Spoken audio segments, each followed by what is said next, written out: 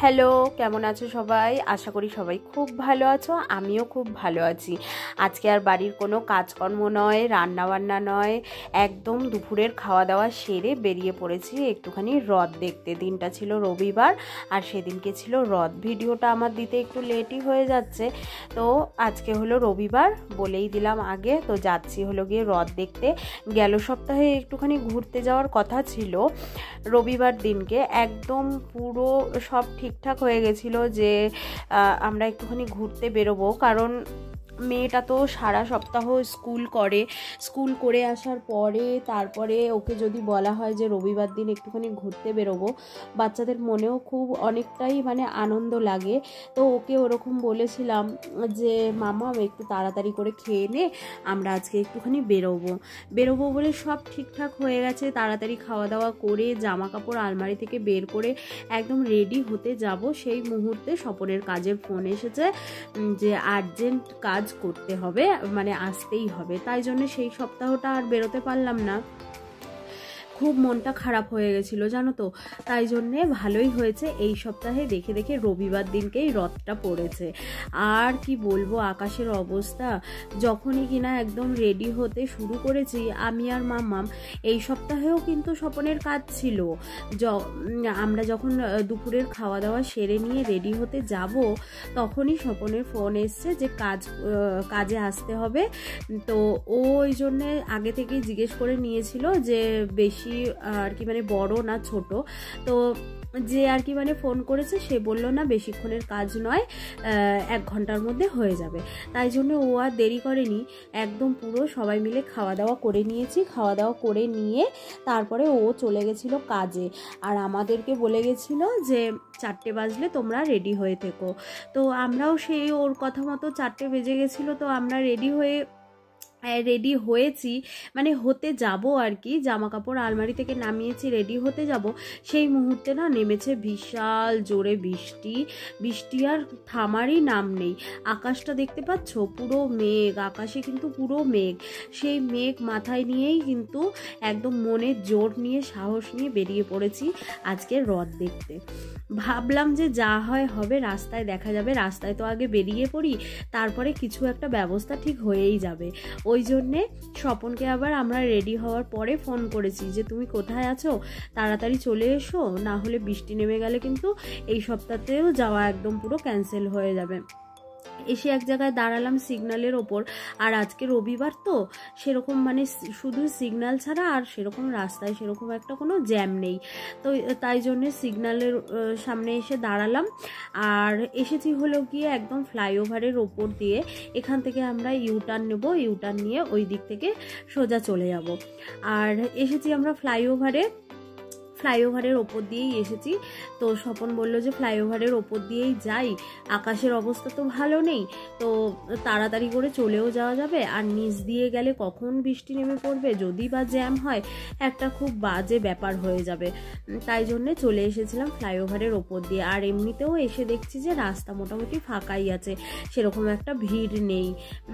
আর এই দিকে দেখো, বাঁ দিকে দেখতে পাচ্ছ, হঠাৎ রাস্তা দিয়ে আস্তে আস্তে দেখতে পাচ্ছি, ফ্লাইওভারের ওপর দিয়ে আস্তে আস্তে দেখতে পাচ্ছি আমাদের বাড়ি, আমরা যেখানে থাকি সেখান থেকে মেট্রো যে চলবে, সেই মেট্রোর লাইনটা কিন্তু পুরো কমপ্লিট হয়ে গেছে।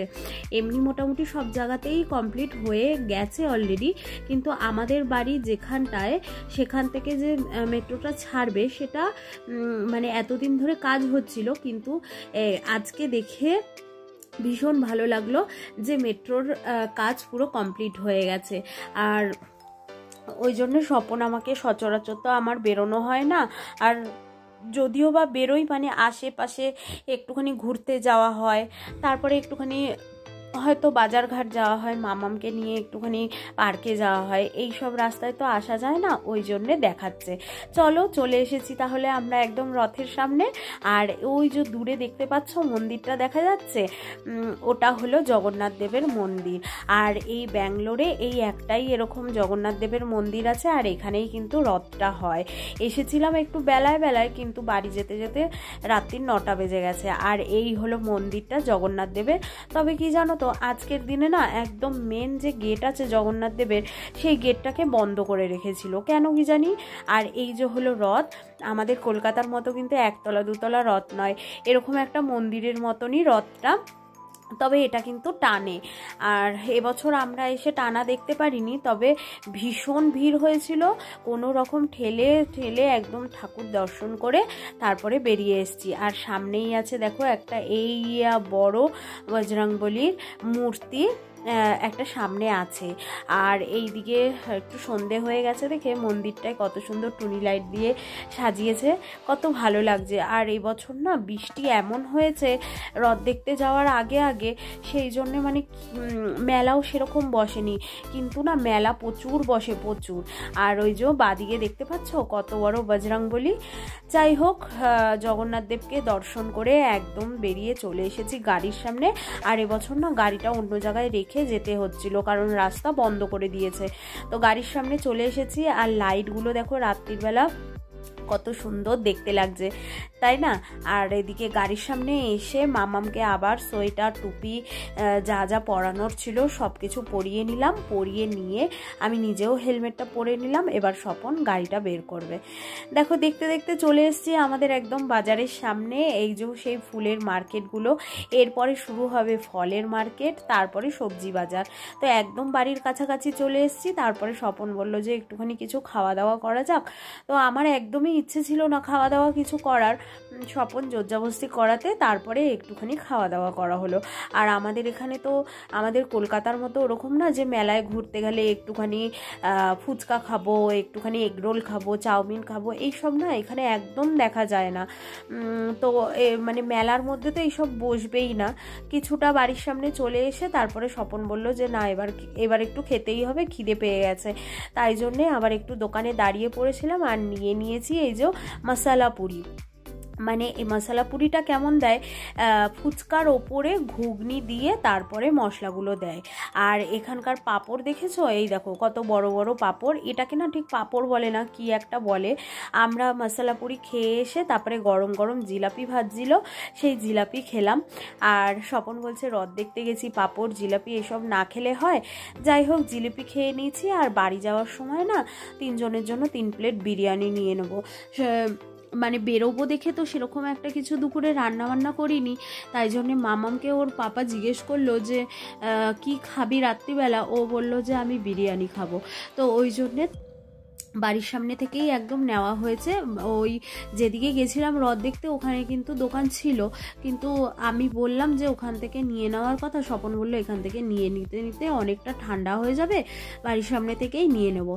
তো ওই জন্য 3 জনের জন্য 3 প্লেট বিরিয়ানি নিয়ে নেওয়া হলো। আর রাত্রিবেলা গিয়েই তো ব্যাস হাত মুখটা ধুয়ে খাওয়া দাওয়া করে শুয়ে পড়বো, কারণ পরের দিন আমার মামামের স্কুল আছে।